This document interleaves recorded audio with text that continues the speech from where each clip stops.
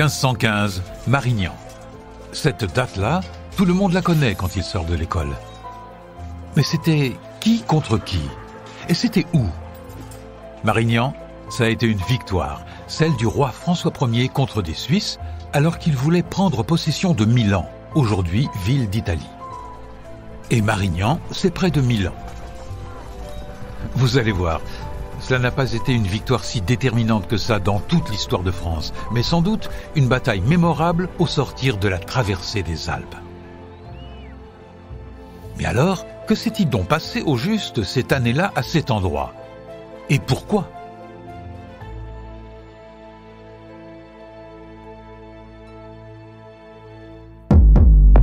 Podcast Story. En 1515, le jeune François Ier, il n'a que 20 ans, est nommé roi de France. Et il a bien l'intention de ne pas lâcher l'affaire qui tenait tant à cœur à ses prédécesseurs. Devenir le maître des territoires de Naples et de Milan. Oui, il estime avoir des droits sur ces terres qui viennent de ses ancêtres. Alors attention, en 1515, l'Italie n'a rien à voir avec le pays unifié d'aujourd'hui. C'est un ensemble de plusieurs États que des souverains se disputent depuis plus de 300 ans. Pour François Ier, récupérer le duché de Milan lui permettrait de faire un coup d'éclat dès la première année de son règne. Pour y arriver, il faut traverser les Alpes car Milan se trouve de l'autre côté. L'aventure s'annonce très périlleuse pour son armée, qui n'est pas habituée à la haute montagne, mais qu'importe, rien ne l'arrêtera. Il a des alliés. Surtout la République de Venise, qui s'engage avec lui et lui promet d'intervenir au bon moment.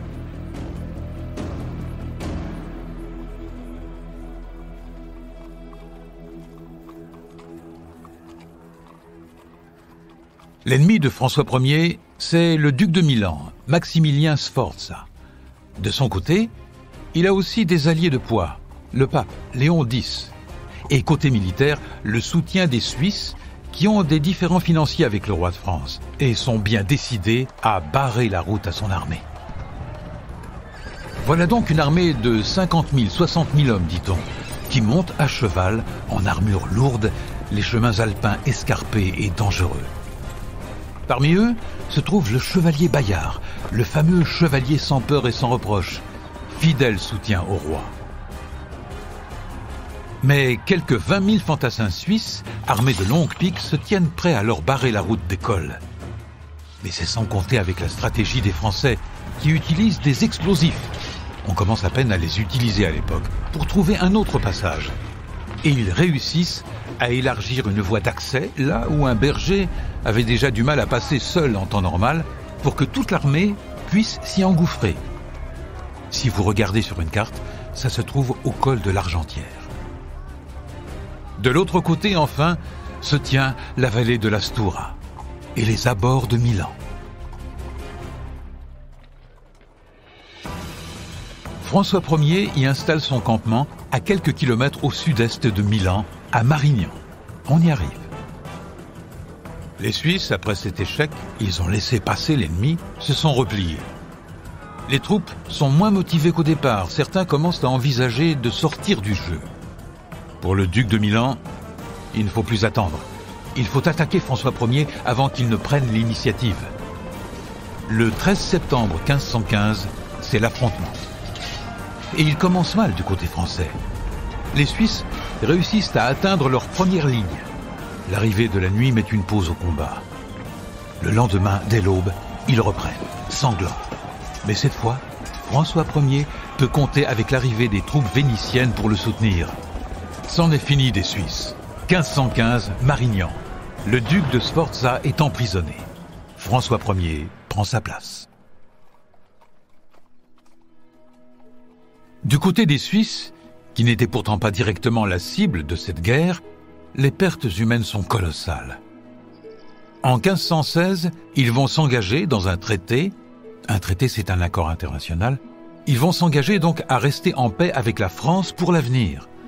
C'est le point de départ de ce qui représente aujourd'hui la Suisse en politique, la neutralité.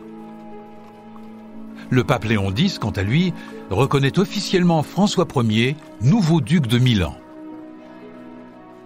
En 1516 aussi, il signe avec la France ce que l'on appelle un concordat, qui prévoit que c'est désormais le roi de France qui choisira les dirigeants de l'Église catholique en son royaume, les archevêques, les évêques. La victoire de la bataille de Marignan donne ainsi un pouvoir jamais atteint à un roi de France sur la papauté.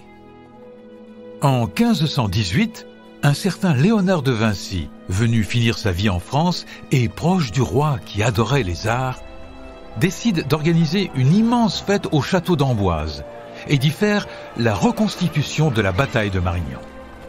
François Ier y parade à cheval, entouré de 10 000 figurants. Cette victoire, il veut que jamais l'on ne l'oublie. Pourtant, quelques années plus tard, en 1525, il subit une énorme défaite contre les Italiens à la bataille de Pavie, une autre ville de la région. Il est même fait prisonnier par son ennemi du moment, Charles Quint. Mais communiquer sur des défaites, ce n'est jamais bon, n'est-ce pas? Alors, quelques mois après Pavie, sort un livre sur le chevalier Bayard, sans peur et sans reproche. Il y est révélé qu'au soir de Marignan, Bayard a adoubé son roi, c'est-à-dire qu'il l'a reconnu comme le plus noble, le plus grand des chevaliers devant toute son armée. Personne ne le prouve, pas de témoin. Les belles histoires font tant de bien que parfois on se fiche après tout de savoir si elles sont complètement vraies ou pas. Ainsi va l'histoire du monde. Podcast Story. On a tous une histoire à écouter. Ne manquez aucun épisode de Podcast Story. Abonnez-vous et mettez 5 étoiles sur Podcast Addict, Amazon Music ou Spotify.